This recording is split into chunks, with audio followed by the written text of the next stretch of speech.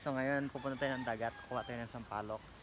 So maliliit pa sila ngayon, try natin siya kunin at kainin. So yan, ayun no. At na rin nakaraan yung puntahan ko sa dagat. Tapos syempre may dala tayong tawyo. So yan. So ngayon kukuha na tayo ng mangga. So ngayon, ay sampalok. So ngayon guys, makulimlim, maulan siya ngayon. Pero oo, okay lang yun. So yan guys, nandito na nga tayo. Ayan yung sampalok ko. So yan guys, ngayon ay pipitas tayo ng sampalok at hindi mansanas. So yan, nandito tayo ngayon sa dagat at pipitas tayo ng sampalok. Boom.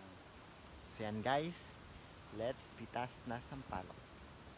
So yan guys, nakakuha na ako ng sampalok at syempre, meron siyang tawyo. So titikman natin ang lasa.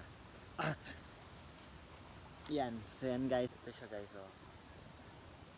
Yan, o-open na natin ang ating silver swan. Yan.